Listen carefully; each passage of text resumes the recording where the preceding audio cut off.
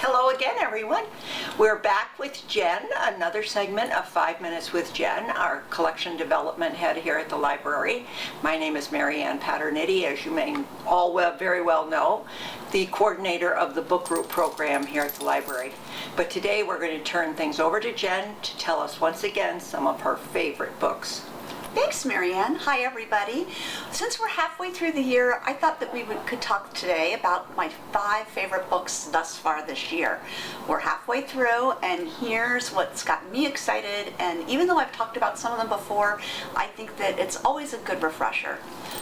My favorite book of the year, hands down, is Eligible by Curtis Sittenfeld. Curtis retakes Pride and Prejudice, sets it in modern-day Cincinnati, Ohio, throws in some reality TV, and has made me so homesick for Cincinnati, I can't even begin to tell you. She has the insider's view. I don't like Curtis Sittenfeld necessarily. I certainly don't like Jane Austen. I loved this book. Everyone who I've given this book to has felt the same way. So this is my #1 pick of the year thus far, and they're going to be hard-pressed to find somebody that I would love more than that. Great New York Times book review section, or last weekend. Last weekend. April 22nd, I believe, that review came out. Do not listen to Michiko Kakutani's review. She's just a mean old woman.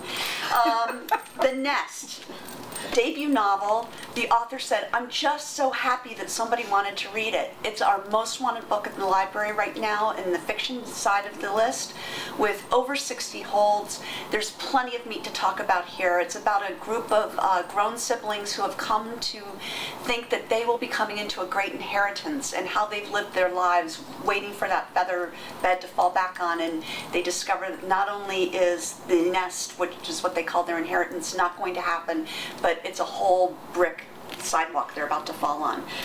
Again, lots of great meat to discuss here for your book group. Third on the list is Lilac Girls by Martha Hall Kelly. Some of you might remember when Martha lived here in town. She's written a wonderful story based on a real woman by the name of Carolyn Faraday. Carolyn did a lot of work during World War II with French refugees. But then her life's work really became work with the Ravensbrück rabbits. These were women who were experimented on during World War II in a concentration camp, Ravensbrück, where they were given battle wounds for all intents and purposes, and then those wounds were infected, and they tested sulfa drugs on them. Carolyn brought them to this country to get them some rehabilitative work. This is wonderful. It's the start of a proposed trilogy. We love this book here at the library.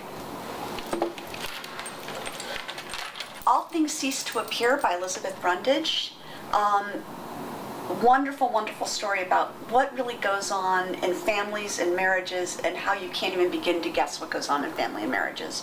When a young academic comes home one winter's day in 1970, finds his 3-year-old wandering around the house, and his wife has been viciously attacked and is dead. It tells the story of the house that they lived in, the marriage they lived in, and the difference between academics in a town and the people who live in the townies for all intents and purposes. She's a beautiful, beautiful writer. I didn't love the ending of this, and I would be really interested to hear what you thought of the ending. And so popular, we don't even have a book to show you. We don't even have a book to show you. My nonfiction pick for this time around is Bridge Ladies by Betsy Lerner. Betsy's mother became ill, and Betsy had to go home to New Haven to help things out. And she became entrenched in what's been going on for 50 years every Monday, her mother's bridge game.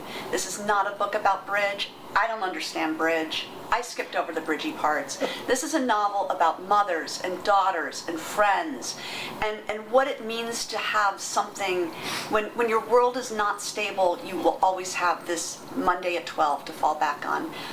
It's wonderful, wonderful. She's a great writer. I can't wait for this one to come in. It's not in yet.